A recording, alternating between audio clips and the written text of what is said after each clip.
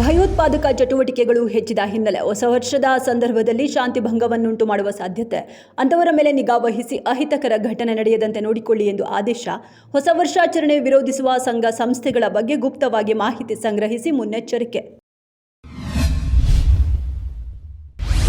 Belagavi BIMS ಆಸ್ಪತ್ರೆಯಲ್ಲಿ ವೈದ್ಯರ ನಿರ್ಲಕ್ಷ್ಯಕ್ಕೆ ಬಾಣಂತಿ ಸಾವನ್ನಪ್ಪಿರುವ ಆರೋಪ. ವೈಶಾಲಿಗೆ ಸಿಸೇರಿಯನ್ ಆಗಿದ್ದು ಹೆಣ್ಣು ಮಗುವಿಗೆ ಜನ್ಮ ಕೊಟ್ಟಿದ್ದಾರೆ. ಎದೆನೋವು ಕಾಣಿಸಿಕೊಂಡಿದ್ದು ಐಸಿಯುಗೆ ದಾಖಲಿಸಿದ್ದಾರೆ.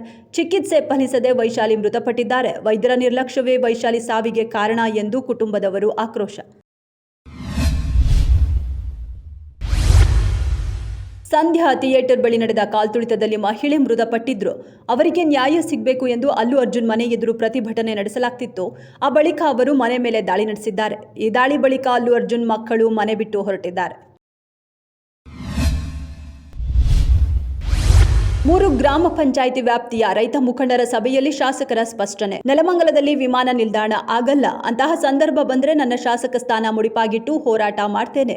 ಬೆಂಗಳೂರು ದಕ್ಷಿಣ ಭಾಗದ ಕಡೆ ಮಾಡುವ ಮಾತುಗಳಿವೆ. ಶಾಸಕ ಎನ್ ಶ್ರೀನಿವಾಸ್ ಭರವಸೆ.